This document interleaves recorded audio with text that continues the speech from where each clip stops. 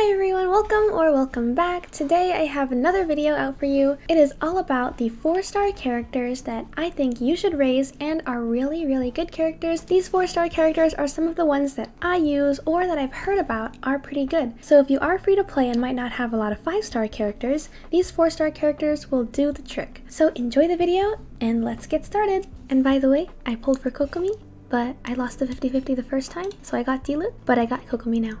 Anyways, let's start with our first character, and it is Sucrose. You might have heard that Sucrose is a good crowd controller and is good if you don't have Venti or Kazuha, and I agree. I've used Sucrose in some of the events and the trial runs, and I think she's really fun to play. If I didn't have Kazuha, I would really like Sucrose because she can sweep up the enemies and group them together. If you're fighting easy enemies like treasure hoarders or hilichurls and they're spread out all across the floor, then Sucrose can sweep them up together and use her burst on them. Another really good thing about her is she is low cost, so you can throw on a 4-piece Viridescent. You don't even have to level it, just as long as you have Elemental Mastery, and Sucrose is a great support for that. You don't need to worry about her damage because she is there to boost the damage of others. So if you need someone to buff your damage, then Sucrose is the one to build. And with C1, you will get an additional charge, which means you can use your E skill twice. And if you use Sacrificial Fragments, then you could use your E skill 3 times. And the great part is that this book also has Elemental Mastery, which helps Sucrose. It's almost as if this weapon was built for her. Although I use Oathsworn Eye because I haven't leveled up Sacrificial Fragments, you can level up her 2 talents here, the E skill and the burst, and you don't have to worry about crit rate or crit damage. Just focus on Elemental Mastery and Energy Recharge. So if you're looking for a good crowd controller, and if you currently have Sucrose, I recommend building her because she's great for Spiral Abyss and if you need to put enemies together, especially if you're fighting in places where they're spread out.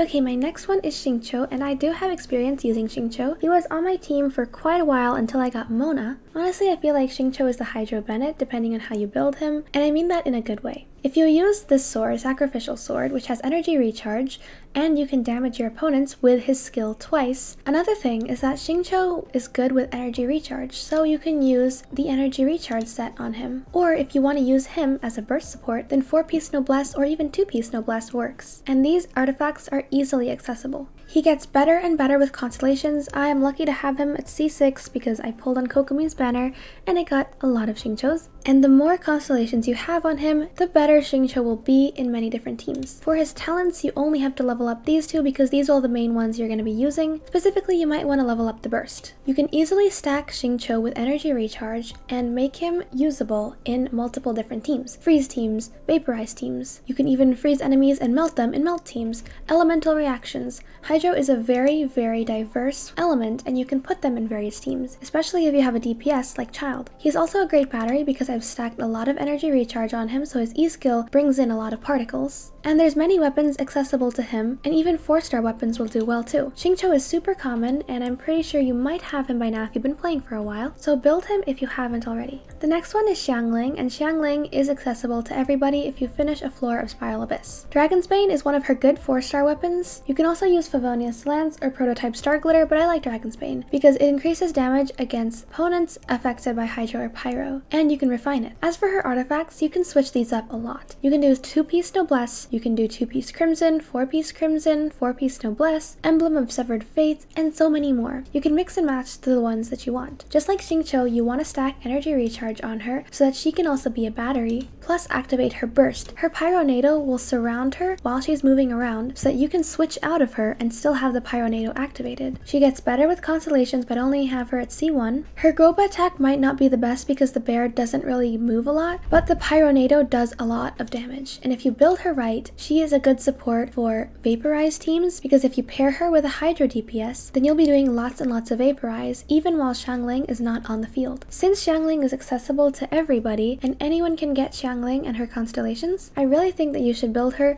and she's a good temporary DPS. And if you replace her later on, you can always use her as a support. The next one is going to be Fischl. She was my first 4-star other than Noelle. I used Favonius Warbow on her because I want to prioritize Energy Recharge.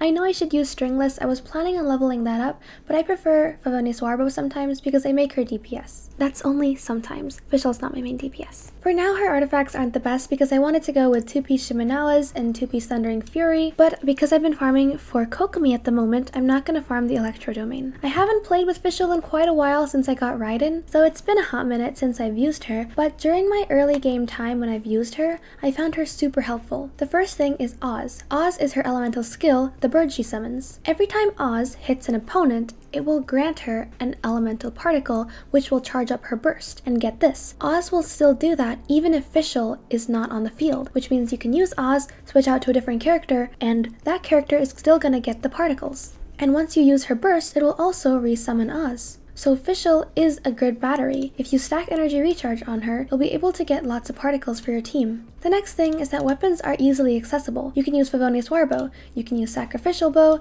you can use Stringless, and even Rust. Her constellations are also easy because she is a 4-star. As for her talents, the reason I've raised this before is because she was my DPS at some point, and I actually don't regret the fact that I raised this because I use Fischl sometimes when I'm just looking for something fun to play. Fischl is pretty easy to build, and there's lots of different variations of artifacts. Because what you want to do is stack attack percentage on her, there's many artifact sets that have attack percentage. So if you get tired of farming one domain or farming one thing, you can use another domain that has attack percentage on their artifacts.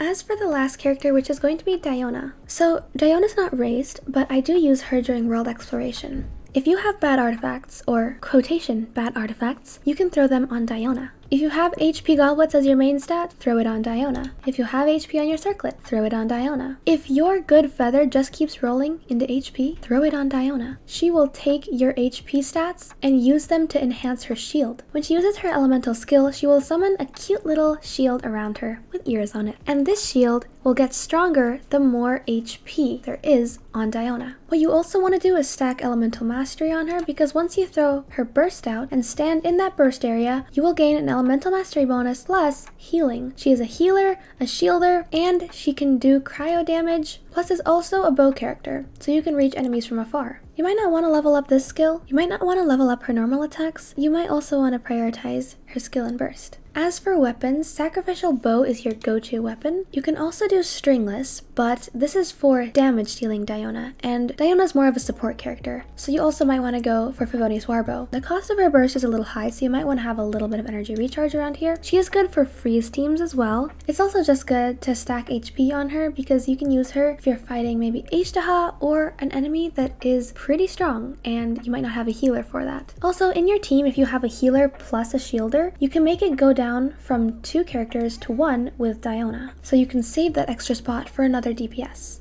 That's what I like about it. For her artifacts, Wanderer's Troupe does well, Emblem of Severed Fate. You can also do Noblesse Oblige so that you can gain that buff, but try not to have too many characters with Noblesse Oblige 4-piece set activated because it doesn't stack, so it will only work on one character. That's why if I have a character with 2-piece Noblesse Oblige, I don't run them in the same team. I cover over that on my team building video, so if you're kind of confused about what I'm saying, don't worry because the video is linked in the corner so you can go ahead and watch that. Alright, those are the 4-star characters that I think you should build and are pretty easy to build. So again, if you're free to play or you have these characters and don't know what to do with them, I highly recommend checking out build guides and making them useful in your team, because these are pretty high characters on the tier list and they also do a lot of different things. Some 4-star characters might be better than others, and I think these are my top 5. Again, you might have a different opinion and that is totally fine, or you might even want to suggest a character in the comments down below. I'm open to all of your suggestions. Thank you so much for watching. Good luck on your polls, and I'm so excited for the new update. So I'll see you all really soon.